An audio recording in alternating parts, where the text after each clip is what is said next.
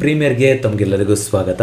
HDFC ಬ್ಯಾಂಕಲ್ಲಿ ಒಂದು bonus issue ಆಗಿದೆ. ಇತಿಹಾಸದಲ್ಲೇ ಮೊದಲ ಬಾರಿಗೆ HDFC ಬ್ಯಾಂಕು 1:1 ರೇಷಿಯೋದಲ್ಲಿ ನಿನ್ನೆ ಎಕ್ಸ್ ಡೇಟ್ ಆಗಿತ್ತು 26/8/2025. ಅಲ್ಲಿ ತನಕ ಯಾರ್ಯಾರ ಹತ್ರ HDFC ಬ್ಯಾಂಕ್ ಶೇರ್ ಇತ್ತು ಅದು ಒಂದಿದ್ರೆ 2 ಆಗುತ್ತೆ, 2 ಇದ್ರೆ 4 ಆಗುತ್ತೆ, ಈ ರೀತಿ ಡಬಲ್ ಆಗ್ತಾ ಹೋಗುತ್ತೆ. ಬೋನಸನ್ನು ಇಶ್ಯೂ ಮಾಡಿದ್ದಾರೆ ನೋಡಿ. HDFC ಬ್ಯಾಂಕಿಂದು ಸುಮಾರು ಹಿಂದೆನೂ ಕೂಡ ನಾವು ಪ್ರೀಮಿಯರಲ್ಲಿ ಮಾತಾಡಿದ್ವಿ. ಪ್ರೀಮಿಯರ್ ಅಂದರೆ ಏನು ಅಂತ ಯಾರಿಗಾದ್ರೂ ಗೊತ್ತಿಲ್ಲ, ಮೊದಲನೇ ಬಾರಿ ನಮ್ಮ ಚಾನಲ್ನ ವಿಡಿಯೋ ನೋಡ್ತಾ ಇದ್ದೀರಾ ಅಂತಂದರೆ ಒಂದಿಷ್ಟು ಸ್ಪೆಸಿಫಿಕ್ ಕಂಟೆಂಟ್ ಬಗ್ಗೆ ಪ್ರೀಮಿಯರ್ ಆಗಿ ನಮ್ಮ ಚಾನಲ್ನಲ್ಲಿ ಅದು ಫಂಡಮೆಂಟಲ್ ಆಗಿರ್ಬೋದು, ಟೆಕ್ನಿಕಲ್ ಆಗಿರ್ಬೋದು, ನ್ಯೂಸ್ ಸ್ಪೆಸಿಫಿಕ್ ಆಗಿರ್ಬೋದು, ರೆಗ್ಯುಲೇಷನ್ಸ್ಗಳಾಗಿರ್ಬೋದು, ಇದನ್ನು ಡೆಡಿಕೇಟೆಡ್ ಒಂದು ಪ್ರೀಮಿಯರ್ ಅಂತ ಒಂದು ಪ್ಲೇಲಿಸ್ಟ್ ಮಾಡಿ ಸಂಕ್ಷಿಪ್ತವಾಗಿ ಅದರಲ್ಲಿ ತಿಳಿಸ್ಕೊಡೋಂಥ ಪ್ರಯತ್ನ ಮಾಡಿದ್ದೀನಿ. ಸುಮಾರು ಒಂದು 64 ವಿಡಿಯೋ ಇದೆ. 2024 ಫೆಬ್ರವರಿ ಆಸುಪಾಸಲ್ಲಿ ಯಾವಾಗ ಒಂದು HDFC bank HDFC limited merger ಆಯಿತು, ಆ ಸಂದರ್ಭದಲ್ಲಿ ಒಂದು 20% ಕರೆಕ್ಷನ್ ಆಯಿತು HDFC ಬ್ಯಾಂಕಿಂದು. ಆಗ ಒಂದು HDFC ಬ್ಯಾಂಕ್ ಮುಂದೇನು ಕಥೆ ಅಂತ ಒಂದು ವಿಡಿಯೋ ಮಾಡಿದ್ದೆ. ಯಾರಾದರೂ ನೋಡಿಲ್ಲ ಅಂದರೆ ಆ ವಿಡಿಯೋನ ಒಂದ್ಸಲ ನೋಡಿ. ಅದರಲ್ಲಿ ಏನು ಮಾತಾಡಿದ್ವಿ, ಅವಾಗ ಸುಮಾರು ಈ ಥರ ಈಗ ರೆವೆನ್ಯೂ ಚೆನ್ನಾಗಿ ಆಗ್ತಾ ಇಲ್ವಂತೆ, ಆ ರೀತಿ ಅಂತೆಲ್ಲ ನ್ಯೂಸ್ ಬಂದಾಗ ನಾವು ಇನ್ನೂ ಕೂಡ ನಾವು ಭರವಸೆನ ಇಟ್ಕೋಬೋದು, HDFC ಬ್ಯಾಂಕಲ್ಲಿ ಇನ್ವೆಸ್ಟ್ ಮಾಡ್ತಾ ಹೋಗ್ಬೋದು ಅಂತ ಆಗ ಮಾತಾಡಿದ್ವಿ. ಯಾಕಂದರೆ ಒಂದು ವ್ಯಾಲ್ಯೂ ಬೈಯಿಂಗ್ ಆಗ್ತಾ ಹೋಗುತ್ತೆ, ಬೈ ಆನ್ ಡಿಪ್ ಆಗ್ತಾ ಹೋಗುತ್ತೆ ಅಂತ. ಈಗೇನು ನಾನು ರಿಜಿಸ್ಟರ್ಡ್ ಇನ್ವೆಸ್ಟ್ಮೆಂಟ್ ಅಡ್ವೈಸರ್ ಆಗಿರೋದಿಲ್ಲ. ಆಗ ವಿಡಿಯೋ ಮಾಡಿದ್ದಕ್ಕೂ ಈಗದಕ್ಕೂ ಸಾಕಷ್ಟು ವ್ಯತ್ಯಾಸ ಆಗಿದೆ, ಪ್ರೈಸಲ್ಲೂ ವ್ಯತ್ಯಾಸ ಆಗಿದೆ, ಅದೇ ರೀತಿಗೆ ಅಡ್ವೈಸರಿ ಗೈಡ್ಲೈನ್ಸ್ ಕೂಡ ಬಂದಿದೆ. ಸೊ ಇದು ಯಾವುದು ಕೂಡ ಬೈಯಿಂಗ್ ಅಥವಾ ಸೆಲ್ಲಿಂಗ್ ರೆಕಮೆಂಡೇಶನ್ ಆಗಿಲ್ಲ ಇವತ್ತಿನ ವಿಡಿಯೋ. ಆದರೆ ಸ್ಟಾಕ್ ಸ್ಪ್ಲಿಟ್ಟು, ಬೋನಸ್ಸು ಏನಕ್ಕೆ ಮಾಡ್ತಾರೆ, ಮತ್ತು ಬ್ಲೂ ಚಿಪ್ ಕಂಪ್ನಿಗಳಲ್ಲಿ ಈ ಥರ ಒಂದು ಇವೆಂಟ್ ಆದಾಗ ಅದು ಒಂದು ಏನು ತೋರಿಸ್ತಾ ಹೋಗುತ್ತೆ, ಒಂದು ಇನ್ವೆಸ್ಟರ್ಗೆ ಒಂದು ಕಾನ್ಫಿಡೆನ್ಸ್ನ ತೋರಿಸ್ತಾ ಹೋಗುತ್ತೆ ಅಂತ ತಿಳಿಸುವಂಥ ಪ್ರಯತ್ನ ಮಾಡಿದ್ದೀನಿ. HDFC ಬ್ಯಾಂಕಲ್ಲಿ ಸ್ಟಾಕ್ ಸ್ಪ್ಲಿಟ್ನ ಇತಿಹಾಸ ಅಂತ ನಾವು ನೋಡ್ತಾ ಬರೋದಾದರೆ 2011 ಇಸ್ವಿನಲ್ಲಿ ಒಂದ್ಸಲ ಸ್ಟಾಕ್ ಸ್ಪ್ಲಿಟ್ ಆಗಿದೆ. ಯಾವಾಗ ಆಗಿದೆ? 1:5 ರೇಷಿಯೋದಲ್ಲಿ ಆಗಿದೆ ನೋಡಿ. ಮೊದಲನೇದಾಗಿ ಸ್ಟಾಕ್ ಸ್ಪ್ಲಿಟ್ಟು ಮತ್ತು ಬೋನಸ್ ಇದಕ್ಕೆ ಡಿಫ್ರೆನ್ಸು ನಾನು ಆಲ್ರೆಡಿ ಡೆಡಿಕೇಟೆಡ್ ಆಗಿ ಶಾರ್ಟ್ ಸೀರೀಸಲ್ಲಿ ವಿಡಿಯೋ ಮಾಡಿದ್ದೆ, ಕಾರ್ಪೊರೇಟ್ ಆಕ್ಷನ್ಸ್ ಅಂತ. ಈ ವಿಡಿಯೋದ ಎಂಡಿಗೆ ಕೊಟ್ಟಿರ್ತೀನಿ, ನೀವು ಚೆಕ್ಔಟ್ ಮಾಡ್ಬೋದು ಅದನ್ನು ಕೂಡ ನೋಡಿ. ಸ್ಟಾಕ್ ಸ್ಪ್ಲಿಟ್ಟು ಮತ್ತು ಬೋನಸ್ ಆದಾಗ ವ್ಯತ್ಯಾಸ ಏನಾಗ್ತಾ ಹೋಗುತ್ತೆ ಅಂತಂದರೆ ಕಂಪನಿಯ ಫೇಸ್ ವ್ಯಾಲ್ಯೂ ಅಂತ ಇರುತ್ತೆ. ಈ ಫೇಸ್ ವ್ಯಾಲ್ಯೂ ಯಾಕೆ ಇಂಪಾರ್ಟೆಂಟ್ ಅಂದರೆ ಕಂಪನಿ ಡಿವಿಡೆಂಡ್ಗಳನ್ನು ಅನೌನ್ಸ್ ಮಾಡಬೇಕಾದ್ರೆ ಅಥವಾ ನೆಕ್ಸ್ಟ್ ಈ ಥರ ಕಾರ್ಪೊರೇಟ್ ಆ್ಯಕ್ಷನ್ಗಳನ್ನು ಆಗಬೇಕು ಅಂತ ಡಿಸೈಡ್ ಮಾಡಬೇಕಾದ್ರೆ, ಜೊತೆಗೆ ಒಂದಿಷ್ಟು ಫಂಡಮೆಂಟಲ್ ರೇಷಿಯೋಸ್ಗಳಿರುತ್ತಲ್ಲ, EPS ಆಗಿರ್ಬೋದು, PE ರೇಷಿಯೋ ಆಗಿರ್ಬೋದು. ಸೊ ಇದನ್ನೆಲ್ಲ ಕ್ಯಾಲ್ಕುಲೇಟ್ ಮಾಡೋದಕ್ಕೆ ಫೇಸ್ ವ್ಯಾಲ್ಯೂ ಅನ್ನೋದು ತುಂಬ ಮುಖ್ಯವಾದಂಥ ಒಂದು ಪ್ಯಾರಾಮೀಟರ್ ಆಗ್ತಾ ಹೋಗುತ್ತೆ.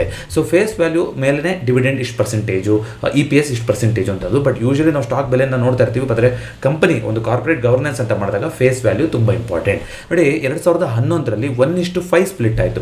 1:5 ಅಂದರೆ ಒಂದು ಶೇರ್ ಇದ್ದವರಿಗೆ 5 ಶೇರ್ ಸಿಗ್ತಾ ಹೋಯಿತು. ಆದರೆ ಅದು ಹೇಗಾಗ್ತಾ ಹೋಯಿತು ಅಂತಂದರೆ ₹10 ಇದ್ದದ್ದಂಥ ಫೇಸ್ ವ್ಯಾಲ್ಯೂ HDFC ಬ್ಯಾಂಕಿಂದು ₹2 ಆಗ್ತಾ ಹೋಯಿತು. ಆಗ ಆಟೋಮೆಟಿಕ್ ಆಗಿ 5 ಆಗ್ತಾ ಹೋಯಿತು ನೋಡಿ. ಈ ಥರ ಸ್ಟಾಕ್ ಸ್ಪ್ಲಿಟ್ಟು ಬೋನಸ್ ಆದಾಗ ಸ್ಟಾಕಿನ ಬೆಲೆ ಆಚೆ ಈಚೆ ಆಗುತ್ತಾ, ಏನಾಗುತ್ತೆ ಅಂತ ನೋಡಿದ್ರೆ ನೋಡಿ. ಇನ್ವೆಸ್ಟ್ಮೆಂಟ್ ವ್ಯಾಲ್ಯೂ ಫಾರ್ ಎಕ್ಸಾಂಪಲ್ 2011ರಲ್ಲಿ ಯಾರಾದರೂ ಒಂದು ₹50,000 HDFC ಬ್ಯಾಂಕಲ್ಲಿ ಇನ್ವೆಸ್ಟ್ ಮಾಡಿದ್ರು ಅಂದರೆ ಸ್ಟಾಕ್ ಸ್ಪ್ಲಿಟ್ ಆದಮೇಲೂ ನೀವು ಇನ್ವೆಸ್ಟ್ ಮಾಡಿದ್ದಂಥ ವ್ಯಾಲ್ಯೂ 50,000ನೇ ಇರುತ್ತೆ.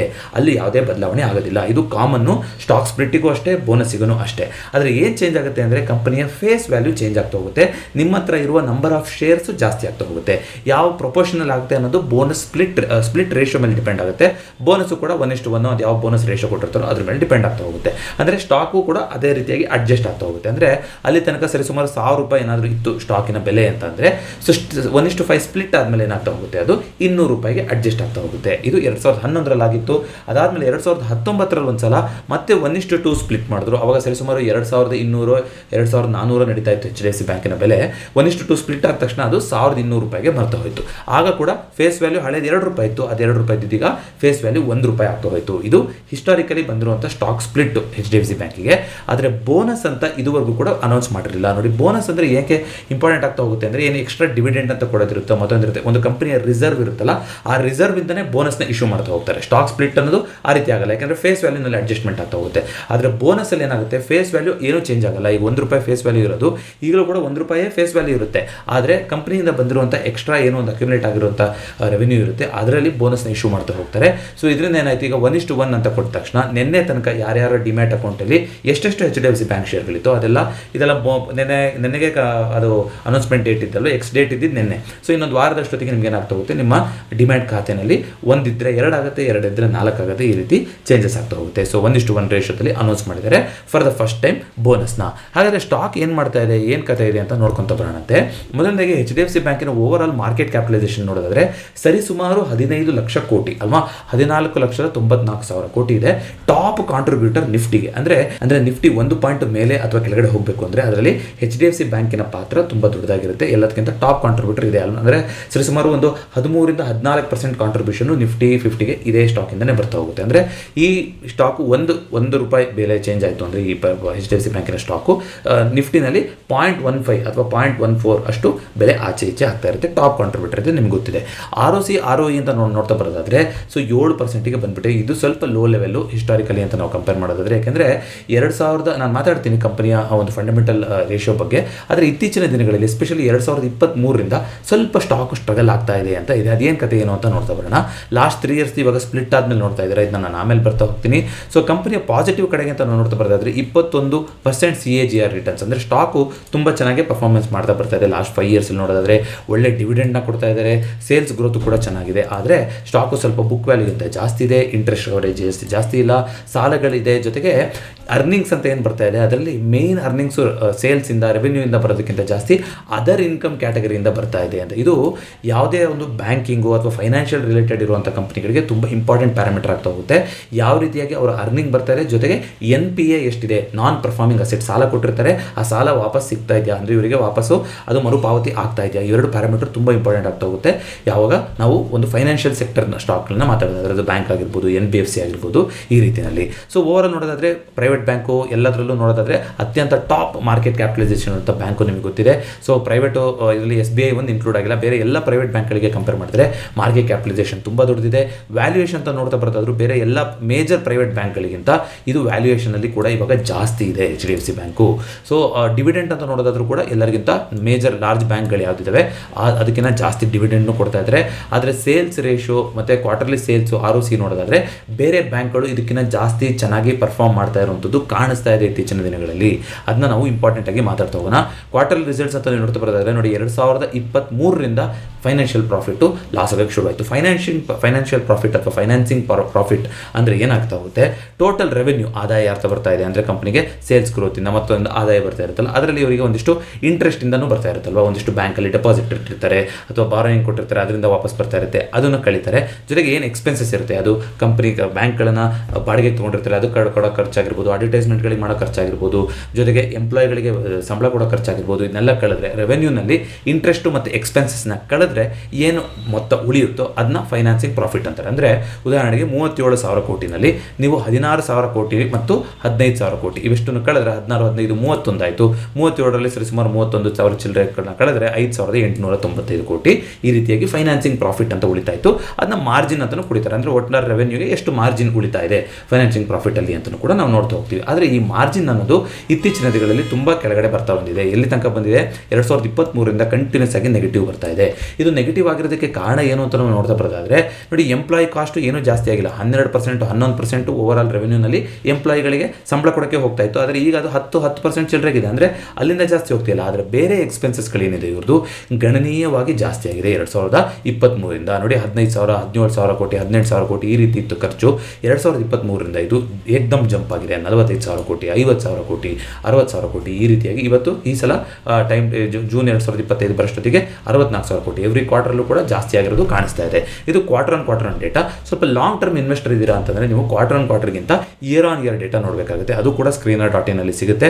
ನೋಡಿ 2014ರಿಂದ ರೆವೆನ್ಯೂ ಮಾಡಲ್ ನೀವು ನೋಡ್ತಾ ಬರೋದಾದ್ರೂ ಕೂಡ ಖಂಡಿತ ರೆವೆನ್ಯೂ ಕನ್ಸಿಸ್ಟೆಂಟ್ ಆಗಿ ಜಾಸ್ತಿ ಆಗ್ತಾ ಇದೆ, ಇಲ್ಲ ಅಂತ ಹೇಳ್ತಾ ಇಲ್ಲ. ಆದರೆ ಎಕ್ಸ್ಪೆನ್ಸಸ್ಗಳು ಕೂಡ ನೋಡಿ, ಎಸ್ಪೆಷಲಿ 2023ರಿಂದ 2022, 23, 21, 22 ತನಕ ನಮಗೆ ಒಂದು 50,000 ಕೋಟಿ, 56,000 ಕೋಟಿ ಈ ಥರ ಇತ್ತು. ಆದರೆ 2023ರಿಂದ 63,000 ಕೋಟಿ, 1,74,000 ಕೋಟಿ, 1,80,000 ಈ ಸಲ 2,05,000 ಕೋಟಿನೂ ಕೂಡ ಜಾಸ್ತಿ ಆಗಿಬಿಟ್ಟಿದೆ ಎಕ್ಸ್ಪೆನ್ಸಸ್ಸು. ಸೊ ಇದರಲ್ಲಿ ಮ್ಯಾನುಫ್ಯಾಕ್ಚರಿಂಗ್ ಕಾಸ್ಟ್ ಇಲ್ಲ, ಎಂಪ್ಲಾಯ್ ಕಾಸ್ಟ್ ಇಲ್ಲ, ಅದರ್ ಕಾಸ್ಟಲ್ಲಿ ಇನ್ಕ್ರೀಸ್ ಆಗಿದೆ ಅಂತ ಹೇಳ್ತಾ ಇದ್ದಾರೆ. 2023 ತನಕ ಸರಿಸುಮಾರು 22-23% ಈ ರೀತಿ ಇದ್ದಿದ್ದು ಇದ್ದಕ್ಕಿದ್ದಂಗೆ 49%, 45% ಈ ರೀತಿಯಾಗಿ ಒಂದು ಕಾಸ್ಟ್ ಬರ್ತಾ ಇದೆ. ಇದರಿಂದ ಕಂಪನಿಯ ಫೈನಾನ್ಸಿಂಗ್ ಪ್ರಾಫಿಟ್ಟು ಹಳ್ಳ ಹಿಡಿತಾ ಇದೆ. ಇದು ಖಂಡಿತವಾಗ್ಲೂ ಕನ್ಸರ್ನು HDFC ಬ್ಯಾಂಕಿಗೆ. ಸೊ ರಿಕವರ್ ಆಗುತ್ತೆ, ಮತ್ತೊಂದಾಗುತ್ತೆ ಅಂತ 1 ವರ್ಷದಿಂದ ಕಾದಿದ್ದಾಯಿತು. ಆದರೆ ಈಗ ಚೇಂಜಸ್ ಆಗಿಲ್ಲ. ಸ್ಟಾಕಿನ ಬೆಲೆ ಮೇಲ್ಗಡೆನೇ ಹೋಗಿದೆ, ಅದಕ್ಕೂ ಬೇರೆ ಯಾಕೆ ಆಗಿದೆ ಅನ್ನೋದು ನಾನು ಹೇಳ್ತಾ ಹೋಗ್ತೀನಿ. ಅಲ್ಲಿ FI ಸೆಂಟಿಮೆಂಟ್ ಆಗಿದೆ. ಇವರು ಝೀರೋ ಪ್ರಮೋಟರ್ ಕಂಪನಿ ಆದರೂ ಪ್ರಮೋಟರ್ಗಳೆಲ್ಲ ಇವಾಗ ಕೊಟ್ಬಿಟ್ಟಿದ್ದಾರೆ. ಇದೇ ಒಂದೇ ಕಂಪ್ನಿನ ಈ ರೀತಿ ಇರೋದು ಅಂದರೆ ಇಲ್ಲ, ಬೇರೆ ಕಂಪ್ನಿಗಳು ಕೂಡ ಝೀರೋ ಪ್ರಮೋಟರ್ ಆಗಿರುವಂಥ ಕಂಪ್ನಿಗಳಿದೆ. ಆದರೆ ಝೀರೋ ಪ್ರಮೋಟರ್ ಆಗಿದ್ದಾರೆ ಅಂತಂದರೆ ಪ್ರಮೋಟರ್ಗಳಿಗೆ ಏನೋ ಅಲ್ಲಿ ಒಂದು ಕಂಪ್ನಿ ಬಗ್ಗೆ ಕಾನ್ಫಿಡೆನ್ಸ್ ಇದೆ ಅಂತಲ್ಲ, ಬಟ್ ಯೂಶಲಿ ಪ್ರಮೋಟರ್ ಹೋಲ್ಡಿಂಗ್ ಚೆನ್ನಾಗಿದೆ ಅಂದರೆ ಆ ಕಂಪ್ನಿಗಳನ್ನು ನಾವು ಆರಾಮಾಗಿ ಅವ್ರದ್ದು ದುಡ್ಡು ದುಡ್ಡಿದೆ ಅಲ್ವಾ, ಕಂಪ್ನಿ ನಡೆಸೋರು ದುಡ್ಡಿದೆ ಅಂತ ನಾವು ಎದುರು ನೋಡ್ತಾ ಇರ್ಬೋದು. ಆದರೆ ಈಗ ಝೀರೋ ಪ್ರಮೋಟರ್ ಹೋಲ್ಡಿಂಗ್ ಕಂಪನಿ ಆಗಿದೆ. ಇನ್ನೊಂದು EPS ನೋಡಿ, HDFC ಬ್ಯಾಂಕನ್ನು ಯಾಕೆ ಕನ್ಸಿಸ್ಟೆಂಟ್ ಪರ್ಫಾರ್ಮರ್ಸ್ ಅಂತ ಕರಿತಾ ಇದ್ರು 2014ರಿಂದ 2023 ತನಕ ಅಂತ ನೋಡೋದಾದ್ರೆ 9, 10, 12, 14, 17 ಪ್ರತಿ ವರ್ಷ ಒಂದು 2ರಿಂದ 3 ರೂಪಾಯಿ ಅರ್ನಿಂಗ್ ಪರ್ ಶೇರ್ ಜಾಸ್ತಿ ಆಗ್ತಾನೇ ಬರ್ತಾ ಇತ್ತು. ಆದರೆ ಈಗ 2023ರಿಂದ ನೀವು ನೋಡ್ತಾ ಇದ್ರೆ 41ರಿಂದ 46 ಇದೇ ರೇಂಜಲ್ಲಿ ಫ್ಲಾಟ್ ಆಗಿ ಉಳಿದ್ಬಿಟ್ಟಿದೆ. ಅಂದರೆ 3 ವರ್ಷದಿಂದ ಒಂದು 5 ರೂಪಾಯಿ ಆಚೆ ಈಚೆ ಆಗಿದೆ ಅಷ್ಟೇ, ಕಂಪೇರ್ ಟು ಹಿಸ್ಟಾರಿಕಲಿ 9ರಿಂದ 41ಕ್ಕೆ ಯಾವ ರೀತಿ ಬಂದಿತ್ತು ಆ ಥರ ಒಂದು ಗ್ರೋತ್ ಕಾಣಿಸ್ತಾ ಇಲ್ಲ. ಅದಕ್ಕೆ ಕ್ಲೀನಾಗಿ ಕಾಣಿಸ್ತಾ ಇದೆ ಇಲ್ಲಿ ಫೈನಾನ್ಸಿಂಗ್ ಪ್ರಾಫಿಟ್ ಹೊಡ್ತಾ ತಿಂದಿರೋದು HDFC ಬ್ಯಾಂಕಲ್ಲಿ. ಸೊ ಅದನ್ನು ಬಿಟ್ಟು ಬ್ಯಾಲೆನ್ಸ್ ಶೀಟು ಮತ್ತೊಂದು ಎಲ್ಲ ಹೆಲ್ದಿಯಾಗೇ ಇದೆ. ಲಯಬಿಲಿಟೀಸ್ ಜಾಸ್ತಿ ಆಗಿದೆ, ನಿಮಗೆ ಗೊತ್ತಾಗ್ತಾ ಇದೆ. ಇಲ್ಲಿ ನೋಡ್ತಾ ಇದ್ದೀರಾ 1.5 ಲಕ್ಷ 2 ಲಕ್ಷ ಇದ್ದಿದ್ದಂಥದ್ದು ಇವಾಗ 4 ಲಕ್ಷ ಕೋಟಿ ಮೇಲ್ಗಡೆ 40 ಲಕ್ಷ ಕೋಟಿಗಿಂತಲೂ ಜಾಸ್ತಿ ಈಗ ಲಯಬಿಲಿಟೀಸ್ ಬಂದಿದೆ. ಲಯಬಿಲಿಟೀಸ್ನಲ್ಲಿ ಅವರು ಸಾಲ ಕೊಟ್ಟಿರೋದು ವಾಪಸ್ ಬರದಲ್ಲೇ ಇರೋದು, ಅವರು ಸಾಲ ಮಾಡಿರುವಂಥದ್ದು ಎಲ್ಲದೂ ಕೂಡ ಇರ್ತಾ ಹೋಗುತ್ತೆ. ಸೊ NPA ಡೇಟಾ ಈ ಸ್ಕ್ರೀನರ್ .in ಇಲ್ಲ, ಬಟ್ NPAನ ನಾವು ಇಂಪಾರ್ಟೆಂಟ್ ಅದು ಚೆಕ್ ಮಾಡ್ತಾ ಹೋಗಬೇಕಾಗುತ್ತೆ. ಗ್ರಾಸ್ NPA ಮತ್ತು ನೆಟ್ NPA ಯಾವ ರೀತಿಯಾಗಿದೆ, ಎಸ್ಪೆಷಲಿ ನೆಟ್ NPA ಏನಾಗ್ತಾ ಇದೆ ವರ್ಷದಿಂದ ವರ್ಷಕ್ಕೆ ಅಂತ. ಬಟ್ ಇಲ್ಲಿ ಡೇಟಾ ಇಲ್ಲ. ಮೇ ಬಿ ರಾ PDF ಅಲ್ಲಿ ಹೋಗಿ ಅವರ ಫೈನಾನ್ಷಿಯಲ್ ರಿಪೋರ್ಟ್ನ ಇಂಟ್ರೆಸ್ಟ್ ಇದ್ದರೆ ನೀವು ಚೆಕ್ಔಟ್ ಮಾಡ್ತಾ ಹೋಗ್ಬೋದು. ಫಂಡಮೆಂಟಲ್ ಅನಾಲಿಸಿಸ್ಲಿ ಯಾವ ರೀತಿಯಾಗಿ ಫೈನಾನ್ಷಿಯಲ್ ರಿಪೋರ್ಟ್ನ ಓದೋದು, ಸ್ಟ್ಯಾಂಡ್ ಅಲೋನ್, ಕನ್ಸಾಲಿಡೇಟೆಡ್ ರಿಪೋರ್ಟ್ ಎಲ್ಲದನ್ನು ಕೂಡ ನಾವು ಮಾತಾಡಿದ್ದೀವಿ, ನೀವು ಚೆಕ್ಔಟ್ ಮಾಡ್ತಾ ಬರ್ಬೋದು. ಸೊ ಓವರಾಲ್ ನೋಡೋದಾದ್ರೆ ಪ್ರಮೋಟರ್ಗಳು ನೋಡಿ 2023 ತನಕ ಪ್ರಮೋಟರ್ಗಳಿದ್ದರು. 2023ರಿಂದ ಪ್ರಮೋಟರ್ಗಳು ಕಂಪ್ಲೀಟಾಗಿ ಆಫ್ಲೋಡ್ ಮಾಡ್ತಾ ಹೋದರು. ಅದನ್ನು ಮೇಜರ್ ಅದರ ಸ್ಟೇಕನ್ನು FIಗಳು ಮತ್ತು DIಗಳನ್ನೇ ಬೈ ಮಾಡಿದ್ದಾರೆ. ಅವರು 33% ಇದ್ದಿದ್ದು 52% ಮಾಡಿಕೊಂಡ್ರು, 26% ಇದ್ದಿದ್ದು 30% ಮಾಡಿಕೊಂಡ್ರು. ರಿಟೇಲರ್ಗಳು ಕೂಡ ಪಾರ್ಟಿಸಿಪೇಟ್ ಮಾಡಿದ್ದಾರೆ, ಇಲ್ಲ ಅಂತಲ್ಲ. ಸೊ ಗೌರ್ಮೆಂಟಿಂದ ಕೂಡ ಒಂದು ಮೈನರ್ ಸ್ಟೇಕ್ ಇದೆ. ಸೊ ಓವರಾಲ್ ನೋಡೋದಾದ್ರೆ ರಿಟೇಲರ್ದು 15% ಅಷ್ಟೇ ಇರುವಂಥದ್ದು. ಇವಾಗ ಸರಿಸುಮಾರು 37,25,000 ಶೇರ್ಸ್ಗಳು, ನಂಬರ್ ಆಫ್ ಶೇರ್ ಹೋಲ್ಡರ್ಸ್ ಅಷ್ಟು ಜನ ಇದ್ದಾರೆ. ಆದರೆ ಮೇಜರ್ ಹೋಲ್ಡಿಂಗು ಈಗಲೂ ಕೂಡ FI ಜೊತೆನೇ ಇದೆ. ಸೊ ಸ್ಟಾಕ್ ಸ್ಪೆಸಿಫಿಕ್ ಆಗಿ ನಾವು ಮಾತಾಡೋದು ಅಂತ ಇಲ್ಲ, ಆದರೆ ನಾವು ಸ್ಪೆಸಿಫಿಕ್ ಆಗಿ ಅಂತ ನೋಡ್ತಾ ಬರ್ತಾರೆ. ಒಂದು ರೆಸಿಸ್ಟೆನ್ಸ್ ಝೋನ್ ಈಗ ಸ್ಪ್ಲಿಟ್ ಆದಮೇಲೆ ನಾನು ಹಾಕೊಂಡಿದ್ದು ಹಳೆದಂಥ ಟ್ರೆಂಡ್ ಲೈನ್ಗಳು ಅದೆಲ್ಲ ಚೇಂಜ್ ಆಗಿದೆ. ಈಗ ಹೊಸ ಟ್ರೆಂಡ್ ಲೈನ್ ಹಾಕಿದ್ದೀನಿ 861 ಲೆವೆಲ್ ಅಂತ ನೀವು ನೋಡ್ತಾ ಬರೋದಾದ್ರೆ ಇದು ಕನ್ಸಿಸ್ಟೆಂಟ್ ಆಗಿ ರೆಸಿಸ್ಟೆನ್ಸ್ ಆಗ್ತಾ ಬಂದಿದೆ ಸ್ಟಾಕಲ್ಲಿ. ಯಾವಾಗಿಂದ ಕೋವಿಡಿಂದ ಆಗಿ ಒಂದು ರಿಕವರಿ ಆಯ್ತಲ್ಲ 2021ರಿಂದ ಮಾಡಿರುವಂಥ ಬಸ್ ಸ್ಟ್ಯಾಂಡ್ ಲೆವೆಲ್ ಇದು. ನೋಡಿ 2021ರಲ್ಲಿ ಈ ಲೆವೆಲ್ನ ಟೆಸ್ಟ್ ಮಾಡಿ ಅಲ್ಲಿಂದ ಕೂಡ 2025 ತನಕ ಸ್ಟ್ರಗಲ್ ಆಗ್ತಾ ಇತ್ತು. ಅಂದರೆ ಆಲ್ಮೋಸ್ಟ್ 4 ಇಯರ್ಸ್ ಇದು ಸ್ಟ್ರಗಲ್ ಆಗ್ತಾನೆ ಬಂತು ಈ ಲೆವೆಲಲ್ಲಿ. ಸೊ ಅದಕ್ಕೆ ಈಗ ಒಂದು ಬ್ರೇಕ್ಔಟ್ ಅಂತ ಕೊಟ್ಟು ಒಂದು ಆಲ್ ಟೈಮ್ ಹೈಯಲ್ಲಿ ಇತ್ತು ಸ್ಟಾಕ್, 1,000 ಲೆವೆಲ್ಲು. ಅಂದರೆ ಸ್ಪ್ಲಿಟ್ ಆಗಿದೆ, ಅವಾಗ 2010 ಹೋಗಿತ್ತು, 2000 ರೀಚ್ ಆಗಿತ್ತು. ಈಗ ಅಲ್ಲಿಂದ ಒಂದು ಕರೆಕ್ಷನ್ ಬರುತ್ತಾ, ಈಗ ಸ್ಪ್ಲಿಟ್ ಆಗಿದೆ, ಬೋನಸ್ ಇಶ್ಯೂ ಆಗಿದೆ. ಈಗ ಟ್ಯಾರಿಫ್ ಇಂದು ಕೂಡ ಸುದ್ದಿ ಬಂದಿದೆ. ಏನಂತ, ನಿನ್ನೆಯಿಂದ ಇವಾಗ 50% ಎಫೆಕ್ಟಿವ್ ಆಗಿದೆ. 25% ಟ್ಯಾರಿಫ್ ಮೊದಲೇ ಹೇಳಿದ್ರು. ರಷ್ಯಾದಿಂದ ಯಾರು ಆಯಿಲ್ ತರಿಸ್ಕೊಂತಿದ್ರು ಅವರಿಗೆ 25% ಎಕ್ಸ್ಟ್ರಾ ಅಂತ ಹೇಳಿದ್ರು, ಅದು ಕೂಡ ಬಿದ್ದಿದೆ. ಇವಾಗ 50% ಟ್ಯಾರಿಫ್ ಬೀಳ್ತಾ ಹೋಗುತ್ತೆ. ಸೊ ಖಂಡಿತವಾಗ್ಲೂ ಒಂದು ಬ್ಯಾಂಕಿಂಗ್ ಸೆಕ್ಟರ್ ಒಂದು ಆಲ್ ಟೈಮ್ ಹೈಯಲ್ಲಿ ಇದ್ದಂಥ ಸೆಕ್ಟರು. ಸೊ ಈಗ ಇದೆಲ್ಲ ಪ್ಯಾರಾಮೀಟರಿಂದ ಒಂದು ಸೆಲ್ಲಿಂಗ್ ಬರ್ತಾ ಹೋದರೆ ಈ ಸೆಕ್ಟರಲ್ಲಿ ಸೆಲ್ಲಿಂಗ್ ಕೂಡ ಬರ್ತಾ ಹೋಗ್ಬೋದು. ಸೊ ಬಂದರೆ 860 ಲೆವೆಲ್ ಅನ್ನೋದು ಇಂಪಾರ್ಟೆಂಟ್ ಪ್ಯಾರಾಮೀಟರ್ ಆಗ್ತಾ ಹೋಗುತ್ತೆ. ಯಾಕೆಂದರೆ 860 ಹಿಸ್ಟಾರಿಕಲ್ ರೆಸಿಸ್ಟೆನ್ಸ್ ಆಗಿರುವಂಥ level, which is 100 day moving average ಕೂಡ ಇಲ್ಲಿ ನೋಡ್ತಾ ಇದ್ದೀರಾ, ಬ್ಲೂ ಲೈನ್ ಕಾಣಿಸ್ತಾ ಇದೆ. ವೀಕ್ಲಿ ಕ್ಯಾಂಡಲಲ್ಲಿ 100 ವೀಕ್ ಮೂವಿಂಗ್ ಆವರೇಜ್, ಇದು 100 ವೀಕ್ ಎಕ್ಸ್ಪೋನೆನ್ಷಿಯಲ್ ಮೂವಿಂಗ್ ಆವರೇಜ್ ಆಗ್ತಾ ಹೋಗುತ್ತೆ. ಅದೇ ರೀತಿಗೆ ಕೆಳಗಡೆ ಬಂದರೆ 800 ಲೆವೆಲಲ್ಲಿದೆ. ಸೊ 860ರಿಂದ 800 ಅನ್ನೋದು ತುಂಬ ಇಂಪಾರ್ಟೆಂಟ್ ಸಪೋರ್ಟು. ಸೊ ಲಾಂಗ್ ಟರ್ಮಲ್ಲಿ HDFC ಬ್ಯಾಂಕು ಏನು ಚೇಂಜಸ್ ಆಗುತ್ತೆ, ಏನು ಕತೆ, ಬೇರೆ ಬ್ಯಾಂಕು ಇದನ್ನ ಓವರ್ಟೇಕ್ ಮಾಡುತ್ತಾ ಅನ್ನೋದನ್ನ ನಾವು ನೋಡ್ತಾ ಹೋಗಬೇಕು. ತುಂಬ ವೇಟಿಂಗ್ ಆಗಿ ಹೋಗಿದೆ HDFC ಬ್ಯಾಂಕು. ನೆಕ್ಸ್ಟ್ ಒಂದು ಮೇನ್ 2-3 ಕ್ವಾರ್ಟರ್ಸ್ ರಿಸಲ್ಟ್ಸ್ ಏನು ಬರುತ್ತೆ ಅದ್ರ ಮೇಲೆ ತುಂಬ ಒಂದು ಇಂಪಾರ್ಟೆಂಟ್ ನಿರ್ಧಾರ ಮಾಡ್ತಾ ಹೋಗಬೇಕಾಗುತ್ತೆ. ಇಲ್ಲ ಅಂದರೆ ಸ್ಟಾಕು ಒಂದು ಸ್ಟ್ರಗಲ್ ಆಗುವಂಥ ಸಾಧ್ಯತೆ ಕೂಡ ಕಾಣಿಸ್ತಾ ಇದೆ. ಹೇಗೆ ನಾನು ಸಾಧ್ಯತೆ ಅಂತ ಹೇಳ್ತಾ ಇದ್ದೀನಿ, ಇಲ್ಲಿ ಯಾರಿಗೂ ಬೈಯಿಂಗ್ ಸೆಲ್ಲಿಂಗ್ ರೆಕಮೆಂಡೇಶನ್ ಮಾಡ್ತಾ ಇಲ್ಲ. ಹೋಪ್ಫುಲಿ ಇದರಿಂದ HDFC ಬ್ಯಾಂಕ್ ಮುಂದೇನು ಕತೆ ಅಂತ ನಾವು ಮಾತಾಡಿದಾಗಲೇ ಹಿಂದೆ ಏನೂ ಆತಂಕ ಇಲ್ಲ, ಈ ಟೈಮಲ್ಲಿ ಆ ಟೈಮಲ್ಲಿ ಚೆನ್ನಾಗಿದೆ ಅಂತ ಮಾಡಿದ್ವಿ. ಅದಾದ್ಮೇಲೂ ಕೂಡ ಕಂಪನಿಯ ಪರ್ಫಾರ್ಮೆನ್ಸ್ 1 ವರ್ಷ ಆದ್ರೂ ಕೂಡ ಬದಲಾವಣೆ ಆಗದಲ್ಲೇ ಇರೋದ್ರಿಂದ ಈಗ ಸ್ವಲ್ಪ ಇದು ವಾರ್ನಿಂಗ್ ಸೆಂಟಿಮೆಂಟ್ ಅಂತ ಕಾಣಿಸ್ತಾ ಇದೆ. ದೊಡ್ಡ ವಾಲ್ಯೂಮಲ್ಲಿ ಇಲ್ಲಿ ಏನು ಕೂಡ ಬಂದಿಲ್ಲ. ನಿಮ್ಗೆ ಹೇಳ್ತಾನೆ ಇರ್ತೀನಿ, ಸ್ಟಾಕಲ್ಲಿ ವಾಲ್ಯೂಮ್ ಅನ್ನೋದು ತುಂಬ ಇಂಪಾರ್ಟೆಂಟ್. ನೋಡಿ ಇಲ್ಲಿ ದೊಡ್ಡ ವಾಲ್ಯೂಮ್ ಬಂತು, ಅಲ್ಲಿ ಏನೋ ಒಂದು ಅಕ್ಯುಮುಲೇಷನ್ ಆಗಿತ್ತು, ಅಲ್ಲಿಂದ ಮೇಲ್ಗಡೆ ಹೋಗ್ತಾ ಇತ್ತು. ಈ ಲೆವೆಲಲ್ಲೂ ಕೂಡ ಅಕ್ಯುಮುಲೇಷನ್ ಆಯಿತು, ಈ ಲೆವೆಲ್ನ ಬಿಟ್ಟು ಬ್ರೇಕ್ ಆಗೋಕ್ಕೆ ಸಾಧ್ಯ ಆಯಿತು. ಮತ್ತೆ ಒಂದ್ಸಲ ಡೌನ್ ಮೂವ್ಮೆಂಟ್ ಬಂದರು, ಅಲ್ಲೂ ಕೂಡ ಅಕ್ಯುಮುಲೇಷನ್ ಆಯಿತು, ಸ್ಟಾಕು ಮೇಲ್ಗಡೆ ಹೋಯಿತು. ಸೊ ವಾಲ್ಯೂಮ್ ಜಾಸ್ತಿ ಬಂದಿದೆ ಅಂದರೆ ಅದು ಅಕ್ಯುಮುಲೇಷನ್ ಆಗ್ತಾ ಇದೆ, ಬೈಯಿಂಗೇ ಆಗ್ತಾ ಇದ್ದಾರೆ ಅಂತ ಯಾವುದೇ ರೀತಿ ಅಂತ ಗ್ಯಾರಂಟಿ ಇರೋದಿಲ್ಲ. ಅದಾದಮೇಲೆ ಮಾರ್ಕೆಟ್ನಲ್ಲಿ ಸ್ಟಾಕ್ ಯಾವ ರೀತಿಯಾಗಿ ಮೂವ್ಮೆಂಟ್ ಆಗಿದೆ ಅಂದಾಗ ನಾವು ಒಂದು ಊಹೆ ಮಾಡ್ತಾ ಹೋಗ್ಬೋದು, ಇಲ್ಲಿ ಇಷ್ಟು ದೊಡ್ಡ ವಾಲ್ಯೂಮ್ ಬಂದಿತ್ತು, ಅದಾದಮೇಲೆ ಮೇಲೆ ಹೋಗಿದೆ ಅಂದರೆ ಅಲ್ಲಿ ಒಂದು ದೊಡ್ಡ ಅಕ್ಯುಮುಲೇಷನ್ ಆಗಿದೆ ಅಂತ. ಅದನ್ನ ನೀವು 1 ತಿಂಗಳು 2 ತಿಂಗಳು ಬಿಟ್ಟರೆ ನಿಮಗೆ FIDI ಡೇಟಾ ಬಂದಾಗಲೂ ಕೂಡ ಗೊತ್ತಾಗುತ್ತೆ ಏನಾದ್ರು ಜಾಸ್ತಿ ಮಾಡ್ಕೊಂಡಿದ್ದಾರೆ ಏನು ಅಂತ. ನಮಗೆ ತಕ್ಷಣ ಅಲ್ಲಿ ಚಾರ್ಟಲ್ಲಿ ಗೊತ್ತಾಗುವಂಥ ಏಕೈಕ ಪ್ಯಾರಾಮೀಟರ್ ಇರೋದು ಅಂದರೆ ವಾಲ್ಯೂಮ್. ಹಾಗಾಗಿ ವಾಲ್ಯೂಮ್ನ ಅಬ್ಸರ್ವ್ ಮಾಡ್ತಾ ಇರಿ. ಈಗ ಒಂದು all time highly bus stand ಮಾಡಿ ಕೆಳಗಡೆ ಬರ್ತಾ ಇದೆ. ಒಂದು ದೊಡ್ಡ ವಾಲ್ಯೂಮ್ ಯಾವ್ದಾದ್ರು ವೀಕಲ್ ಬಂತು ಅಂದರೆ ಅದು ಒಂದು ದೊಡ್ಡ ಸೆಲ್ಲಿಂಗಿಗೂ ಕೂಡ ದಾರಿ ಮಾಡಿಕೊಡಬಹುದು. ಎಲ್ಲದನ್ನು ಕೂಡ ನಾನು ಅನಾಲಿಸಿಸ್ ದೃಷ್ಟಿಯಿಂದನೇ ಹೇಳಿದ್ದೀನಿ. ಇಲ್ಲಿ ಯಾವುದೇ ಬೈಯಿಂಗ್ ಅಥವಾ ಸೆಲ್ಲಿಂಗ್ ರೆಕಮೆಂಡೇಶನ್ನ ಮಾಡ್ತಾ ಇಲ್ಲ. ದಯವಿಟ್ಟು ಯಾವುದೇ ಸ್ಟಾಕಲ್ಲಿ ಟ್ರೇಡ್ ಮಾಡೋಕ್ಕಿಂತ ಮುಂಚೆ, ಇನ್ವೆಸ್ಟ್ ಮಾಡೋಕ್ಕಿಂತ ಮುಂಚೆ ನಿಮ್ಮ ಅನಾಲಿಸಿಸ್ ಮಾಡಿ ಅಂತ ಕೇಳ್ಕೊತೀನಿ. ಮತ್ತೊಂದು ವಿಡಿಯೋದೊಂದಿಗೆ ಭೇಟಿ ಆಗೋಣ. ಎಲ್ರಿಗೂ ನಮಸ್ಕಾರ.